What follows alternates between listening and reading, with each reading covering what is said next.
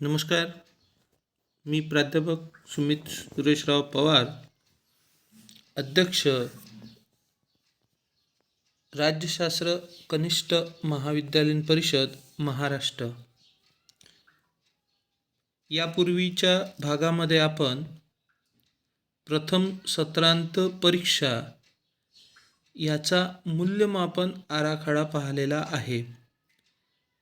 आत्ता आपण या भागामध्ये द्वितीय सत्रांत परीक्षा मूल्यमापन आराखडा पाहणार आहोत. चला तर मग द्वितीय सत्रांत परीक्षा 2020-21 घटकनिहाय गुणविभागणी विकल्पासह इयत्ता 12वी विषय राज्यशास्त्र. एकूण घटक 6. घटक क्रमांक 1 1991 नंतरचे जग, याला 19 गुणाचं वेटेज दिलेलं आहे. घटक क्रमांक 2 1991 नंतरच्या महत्त्वाच्या संकल्पना आणि समस्या, जागतिकीकरण, याला 19 गुण दिलेले आहे. घटक क्रमांक 3 1991 नंतरच्या महत्त्वाच्या संकल्पना आणि समस्या, याला 20 गुणाचं वेटेज दिलेलं आहे.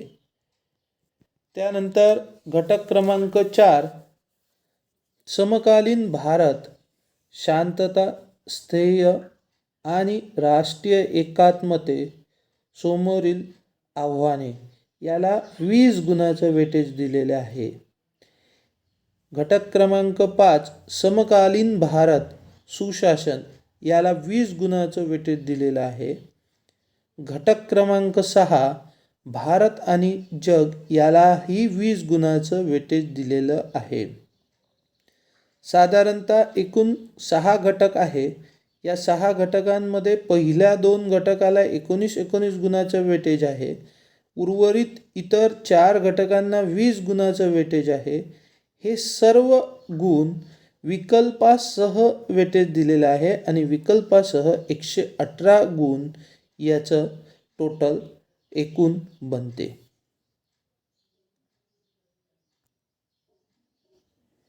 यानंतर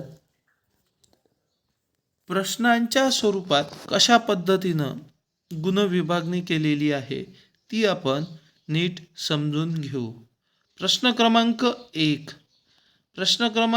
1 मध्ये अ दिलेला आहे. कंसातील योग्य पर्याय निवडून विधाने पूर्ण करा. गुण एकूण 5, विकल्पासह गुण 5. प्रश्न 1 मधला ब, खालीलपैकी गटातील चुकीची जोडी दुरुस्त करून पुन्हा लिहा.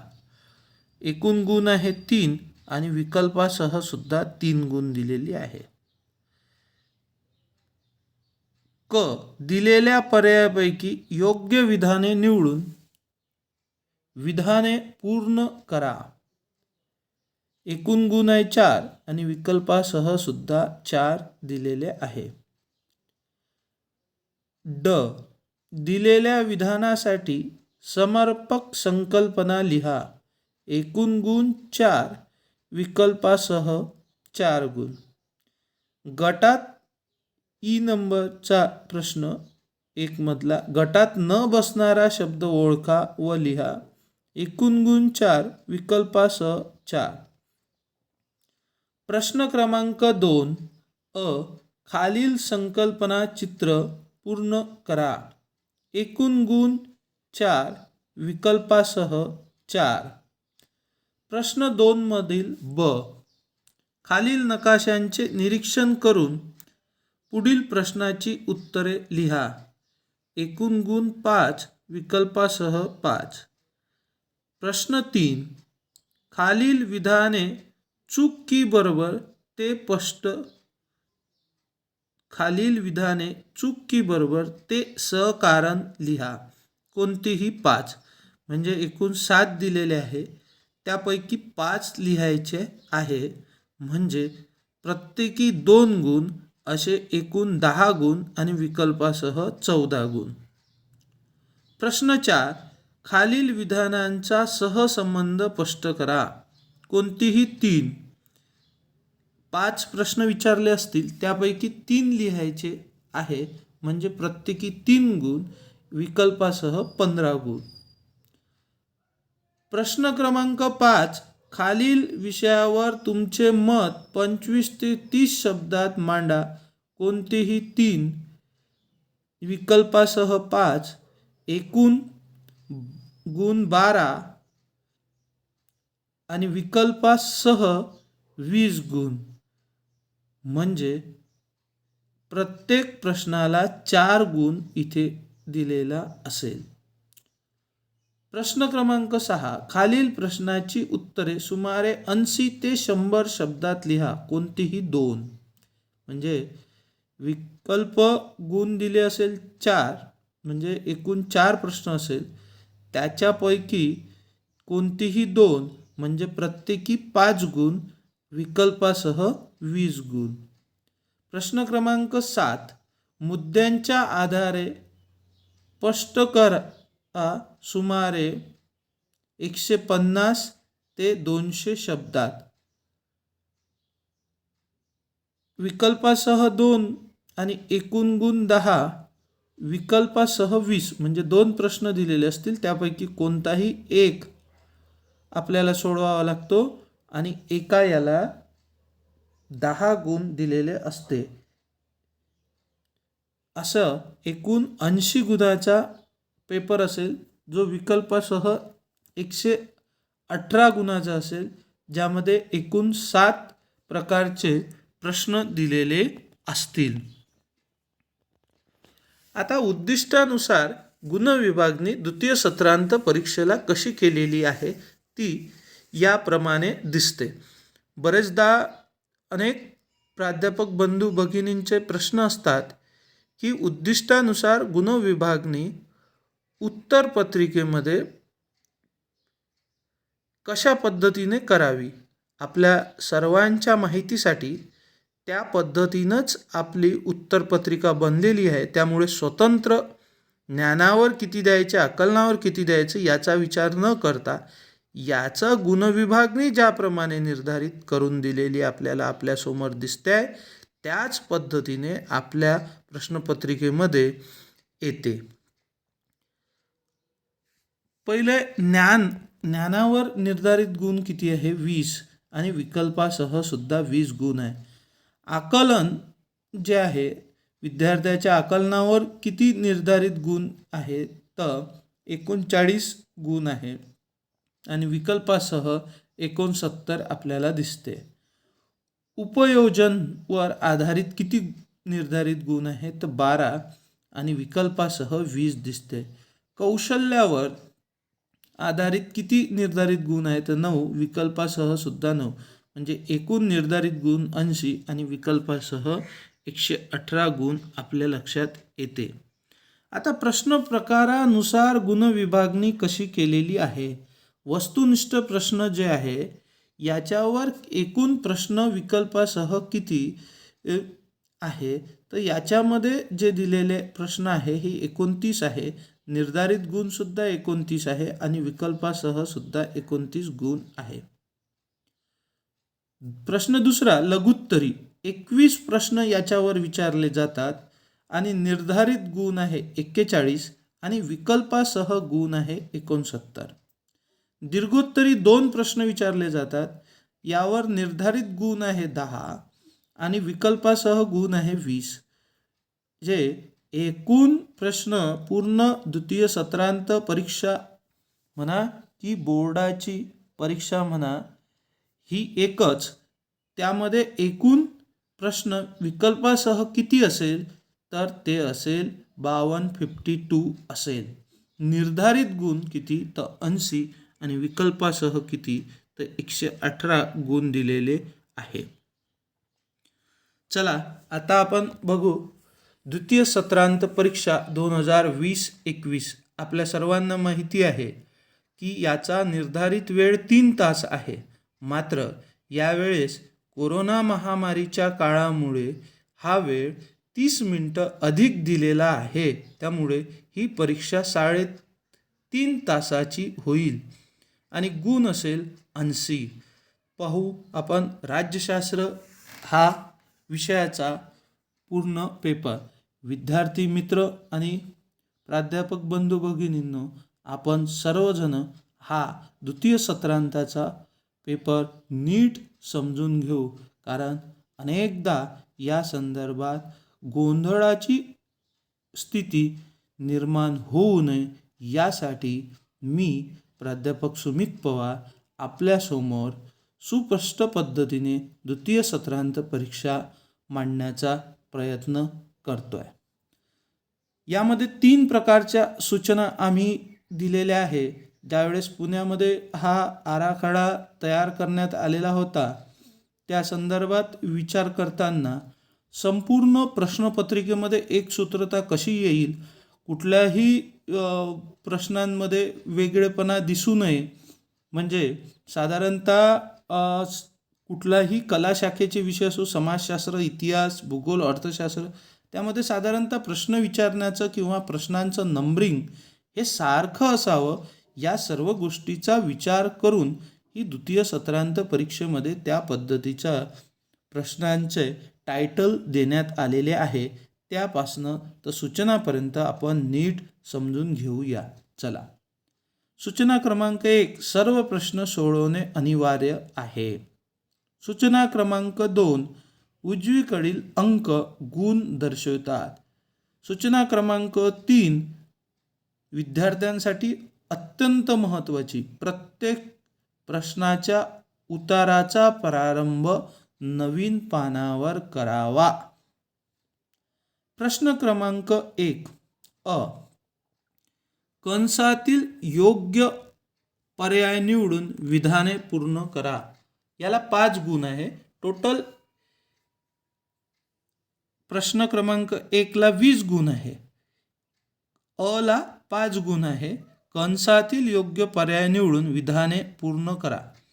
यामध्ये रोमन अंकामध्ये 1 दिलेला असेल. कसं पूर्ण करायचं? पूर्ण वाक्य लिहायचं आहे आपल्याला सुरुवातीला या पद्धतीनं. कंसातील अशी कंपनी जिचे एका राष्ट्रात मुख्यालय असते परंतु ती अनेक देशात कार्यरत असते, अशा कंपनीला रिकामी जागा म्हणतात. आता हे पूर्ण वाक्य लिहिलं आणि अशा कंपनीला आणि तिथे जे उत्तर आहे ते आपण लिहिलं तर मात्र मग आपण तो प्रश्न नीट सोडवू शकतो. कशा पद्धतीनं? चला समजून घेऊ.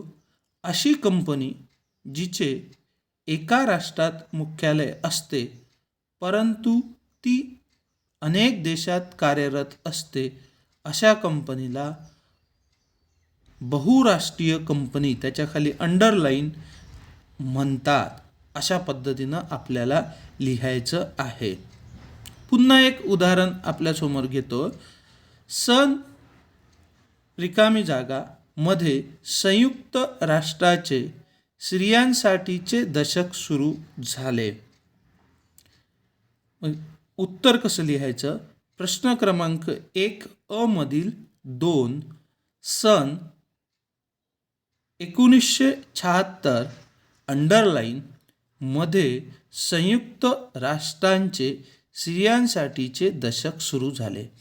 म्हणजे सर्वांनी उत्तर लिहिताना विद्यार्थ्यांनी काय करावं? पूर्ण वाक्यात लिहावं आणि जे उत्तर आहे त्याच्याखाली अंडरलाईन करावं. या पद्धतीने लिहावं. नुसतं प्रश्न क्रमांक 1 आणि त्याची उत्तरं लिहून ठेवल्यास गुण मिळणार नाही, याची काळजी विद्यार्थ्यांनी घ्यावी.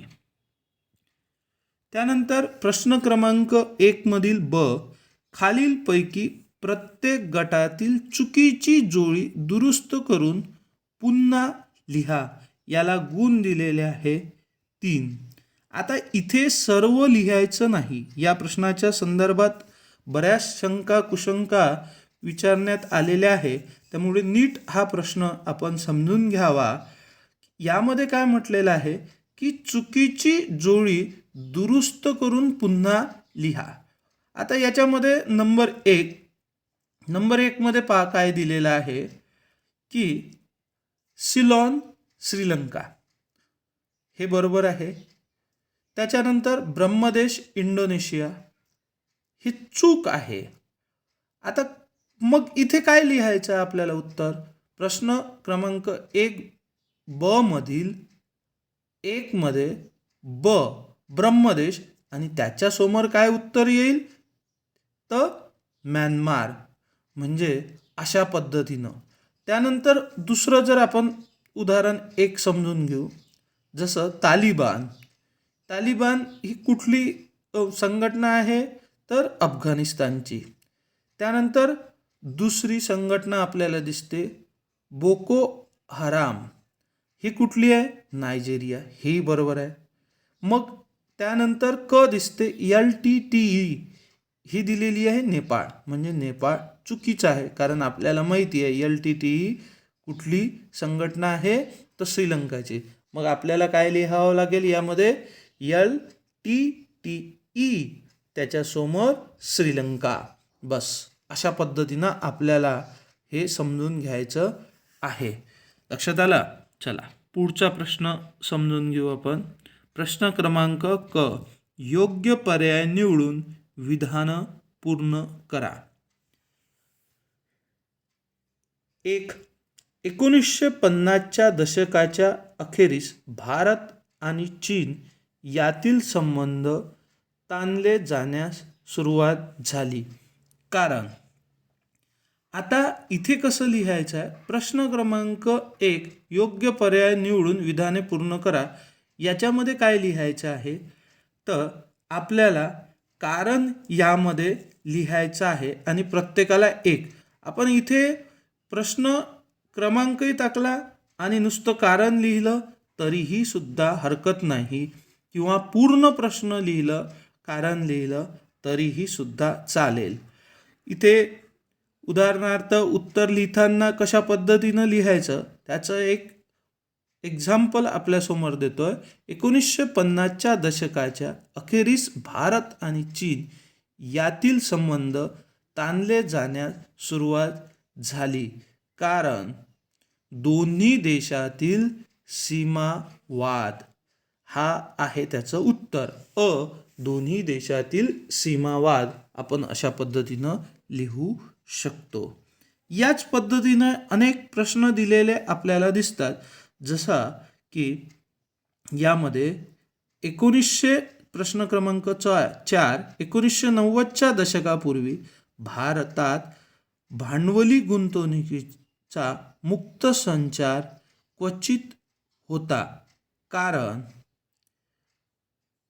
त्या काळी सरकारी नियमांचे अडथळे होते. म्हणजे त्या काळी सरकारी नियमांचे अडथळे होते, या पद्धतीने लिहायचे आहे. त्यानंतर प्रश्न क्रमांक 1 मधील दिलेल्या विधानासाठी समर्पक संकल्पना लिहा. गुण आहे 4 आणि 4 प्रश्न दिलेले आहे, 4ही आपल्याला लिहायचे आहे. नव्यानं आलेला प्रश्न आहे, त्यामुळे हा आपण योग्यरित्या समजून घेऊ. आता समर्पक संकल्पना कशा लिहायच्या त्या आपण समजून घेऊ.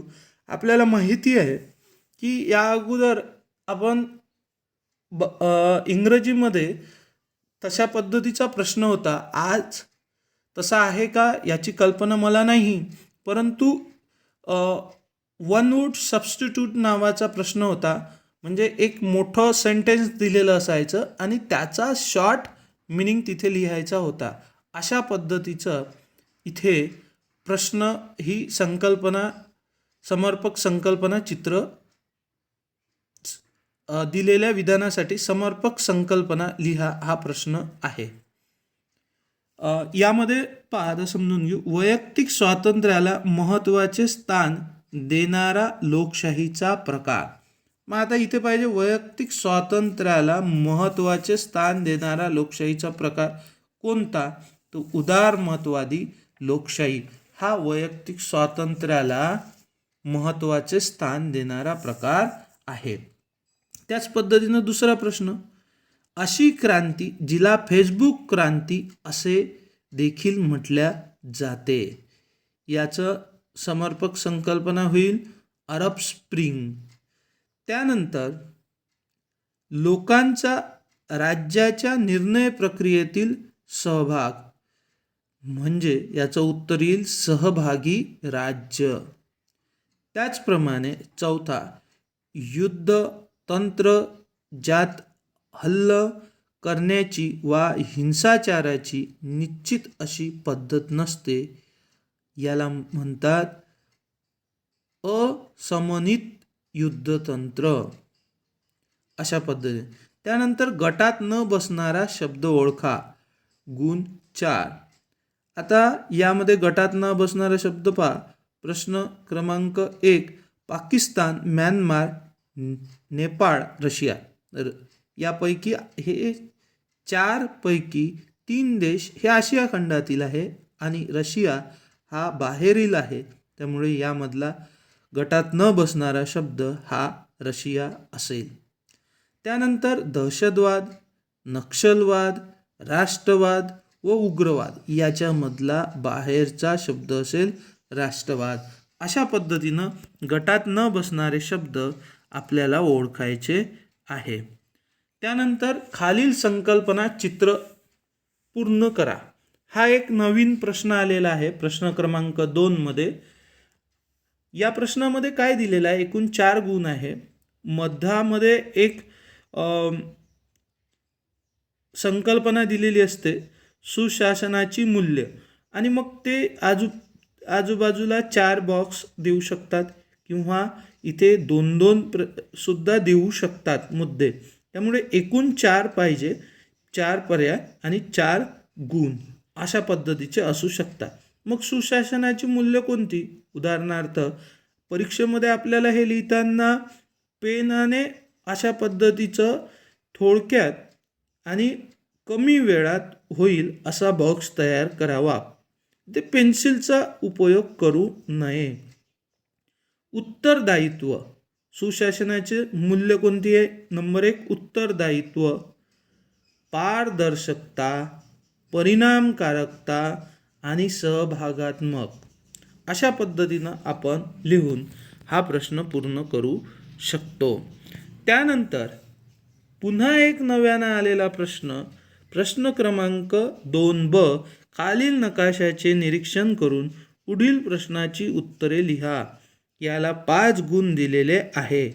बऱ्याचदा बऱ्याच प्राध्यापक बंधू भगिनींचे प्रश्न असतात की इथे किती प्रश्न विचारायचे. प्रश्न आपण 2 प्रश्नामध्येही 5 प्रश्न विचारू शकता किंवा 5 प्रश्नही सुद्धा आपण विचारू शकता.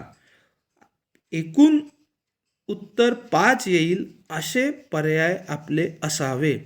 उदाहरणार्थ आपल्यासमोर जे दिलेले प्रश्न आहे याच्यावरून आपल्या लक्षात येईल, शेंगेन आणि युरोपियन युनियनच्या 2 सदस्य राज्याची नावे लिहा. मग याच्या कोणतेही 2 सदस्य राज्याची नावे आपण लिहू शकतो. जसं की आपल्याला माहिती आहे जर्मनी, पोलंड, फिनलँड, स्वीडन, याच्यापैकी कोणतेही ते 2 लिहितील. त्यानंतर दुसरा प्रश्न असं म्हटलं आहे, शेंगेनचे सदस्य नसलेले परंतु युरोपियन युनियनचे सदस्य असलेल्या 2 राज्याची नावे लिहा. इथेही आपल्याला माहिती आहे अनेक नावं आहे. Belarus, Bosnia, Serbia, Albania, UK, याच्यापैकी कोणतेही 2 लिहेल. त्यानंतर आता इथे 4 झाले, आता इथे एकच प्रश्न येईल. युरोपियन युनियनचे सदस्य नसलेले व शेंगेनचे सदस्य असलेल्या एका देशाची नाव लिहा. मग कोणतंही लिहू शकतो. नॉर्वे लिहू शकतो, रुमानिया लिहू शकतो, बेल्गेरिया लिहू शकतो, आईसलँड लिहू शकतो. ज्यापैकी त्याला वाटेल तो एक लिहेल आणि अशा पद्धतीनं ते पूर्ण करेल. परीक्षेमध्ये आपल्याला आपल्या प्रश्नपत्रिकेमध्येच हा नकाशा असेल आपल्याला याचं आन्सर लिहिताना स्वतंत्र नकाशा मिळणार नाही. याची नीट काळजी घ्यावी. त्यानंतर प्रश्न क्रमांक 3, खालील विधाने चूक की बरोबर ते सहकारण लिहा. कोणतीही 5, गुण आहे 10. आता कशा पद्धतीनं लिहायचे आहे? सहकारण म्हटलेलं आहे. उदाहरणार्थ, राजकीय कार्यकारी प्रमुखाविरोधात लोकायुक्त चौकशी करू शकतात. मग आता हा प्रश्न बरोबर आहे की चूक आहे? तर हा प्रश्न कसा आहे? बरोबर आहे. आणि मग त्याचं सहकारण लिहायचं. थोडक्यात 2013च्या लोकपाल आणि लोकायुक्त कायद्यानुसार केंद्रासाठी लोकपाल आणि राज्यासाठी लोकायुक्त या संस्थांची स्थापना करण्यात आली. हे कार्यालय शासकीय अधिकाऱ्याविरोधात भ्रष्टाचाराशी संबंधित आरोपाची चौकशी करू शकते. या पद्धतीने झाले 2 गुण. मात्र इथेच जर तुम्ही असं लिहिलं की ही राजकीय कार्यकारी प्रमुखाविरोधात लोक आयुक्त चौकशी करू शकतात, तर तुम्ही चूक लिहिलं तर उत्तर तुमचं चुकल्या जाईल. आता या संदर्भामध्ये हा प्रश्न थोडा कन्फ्युजिंग आहे. या प्रश्नाच्या संदर्भात बऱ्याचदा मला विचारण्यात आलं, परंतु हा मूल्यमापन आराखड्यामध्ये आला त्या प्रश्नाच्या संदर्भात मी अधिक थोडं स्पष्ट करतो. राजकीय कार्यकारी प्रमुखाविरोधात लोकायुक्त चौकशी करू शकतात का? आता कार्यकारी प्रमुखामध्ये वेगवेगळे भाग असतात, ज्यामध्ये कार्यकारी प्रमुख जर म्हटलं तर राज्यपाल हा घटक राज्याचा असतो आणि केंद्राचा राष्ट्रपती असतो. त्यामुळे या अशा वेळेस लोक आयुक्त चौकशी करू शकत नाही. त्यामुळे इथे दिलेला जो हा प्रश्न आहे, कृपया याच्यामध्ये दिलेलं जे उत्तर आहे हे चुकीचं यामध्ये दिलेलं उत्तर आहे, हे आपण समजून घ्यावं. त्यामुळे इथे हा प्रश्नच आपण याच्यामधून रद्द केला असा समजूया. पुढच्या प्रश्नातून आपण प्रश्नाचं उत्तर अधिक सोप्या पद्धतीनं समजून घेऊ. 1990च्या दशकाच्या शेवटी भारत रशिया संबंधातील तणाव वाढू लागला. उत्तर आहे याचं चूक. 1990च्या दशकाच्या शेवटी भारत रशिया संबंध सुधारू लागले. त्यातील संरक्षण क्षेत्रातील व्यापार वाढीस लागला. या पद्धतीने आपल्याला लिहायचं आहे. अशा पद्धतीनंच आपण इतरही प्रश्नांच्या संदर्भात लिहू शकतो. पुढचा प्रश्न पाहू. प्रश्न क्रमांक 4, खालील विधानाचा सहसंबंध स्पष्ट करा. हा एक नवीन प्रश्न आलेला आहे आणि फरक स्पष्ट करा आणि सहसंबंध याच्यामध्ये फरक काय आहे, बदल काय आहे, तो आपण नीट समजून घेऊ. कारण या प्रश्नासंदर्भात अनेक विद्यार्थी, अनेक प्राध्यापक यांच्या माध्यमातून अनेक प्रश्न समोर आलेले आहे. त्यामुळे हा आपण नीट समजून घेऊया. चला तर बघूया. बहुध्रुवीयता आणि प्रादेशिक वाद या दोघांमधील सहसंबंध लिहिताना काय नेमकं आपल्याला लिहायचं आहे. प्रथमतः आपण एक मुद्दा घ्यायचा. नंबर 1, बहुध्रुवीयता आणि प्रादेशिक वाद या दोघांचाही नेमका अर्थ काय आहे तो आपण लिहून काढायचा. दोघांचाही नंबर 1 मुद्दा. दुसरा मुद्दा घ्यायचा, या दोघांमध्ये परस्पर संबंध काय आहे. उदाहरणार्थ, बहुध्रुवीयता आणि प्रादेशिक वाद या दोघांमध्ये काय परस्पर संबंध आहे. तर ते आपण संबंध लिहावा. जसं की उदाहरणार्थ यात जेव्हा जग बहुध्रुवीय होते तेव्हा एकमेकांची गरज लागते व त्यातूनच प्रादेशिक संघटनांची निर्मिती होते आणि प्रादेशिक संघटनेमुळे बहुध्रुवीयता टिकून राहते. पुढचा प्रश्न त्यातलाच उदाहरण. तिसरा मुद्दा काय लिहायचं तर उदाहरण लिहायचं. म्हणजे बहुध्रुवीयता आणि प्रादेशिक वादमध्ये 3 मुद्दे घ्यायचे. 3 गुण आहे. प्रत्येक मुद्द्याला 1 गुण. बहुध्रुवीयता आणि प्रादेशिक वादाचा अर्थ, दोघांमधील सहसंबंध आणि तिसरं त्याचं एखादं उदाहरण आपण द्यावं. जसं की उदाहरणार्थ अमेरिकेच्या एकाधिकारास आव्हान देण्यासाठी युरोपियन युनियन मार्फत प्रादेशिक एकत्रीकरण झालेले दिसते. अशा पद्धतीचं आपण हे उदाहरण देऊ शकतो. दुसरा एखादा प्रश्न आपण समजून घेऊ. जागतिकीकरण आणि भांडवली गुंतवणूक या दोघांमध्ये काय संबंध आहे तर आपण समजून घेऊ. त्यासाठी आपल्याला काय लिहावं लागेल. पहिले जागतिकीकरणाचा अर्थ आणि भांडवली गुंतवणुकीचा अर्थ. नंबर 1 मुद्दा अर्थ. नंबर 2 मुद्दा दोघांमध्ये परस्पर संबंध काय आहे. उदाहरणार्थ जागतिकीकरणामुळे भांडवली गुंतवणूक कशी वाढेल हे लिहिणे आणि भांडवली गुंतवणुकीमुळे जागतिकीकरण कसे सक्षम झाले हे लिहिणं इथं अपेक्षित आहे. उदाहरण देऊ शकतो आपण. टाटा जग्वार लँड रोव्हर कारखाना, UK, नेस्ले उद्योग भारत, अशा पद्धतीचं आपण उदाहरण देऊ शकतो. साधारणतः या दोन्ही प्रश्नाच्या उदाहरणावरून आपला हा प्रश्न लक्षात आला असेल. त्यामुळे पुढील प्रश्नाकडे मी आता वळतो आहे. प्रश्न क्रमांक 5. विषयावर तुमचे मत 25 ते 30 शब्दात लिहा. कोणतेही इथे 3 आपल्याला लिहायची आहे. 25 ते 30 शब्दात. प्रश्न क्रमांक 1. प्रदूषण रोखण्यासाठी कोणते 2 उपाय सुचवा.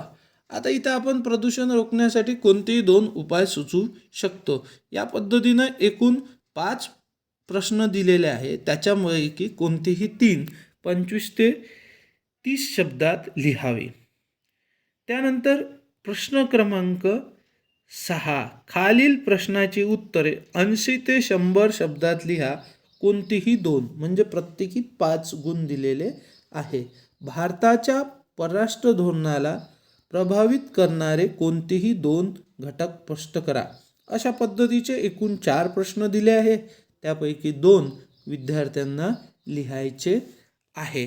आता साधारणतः याच्यामध्ये काय आहे की मुद्दे तिथे असले की त्याच्यामध्ये कुठलेही मास देण्यामध्ये कमीपणा करू नये. कारण विद्यार्थी जर सुस्पष्ट पद्धतीने मुद्दे लिहित असेल तर त्याचे गुण त्याला देणे अपेक्षित आहे.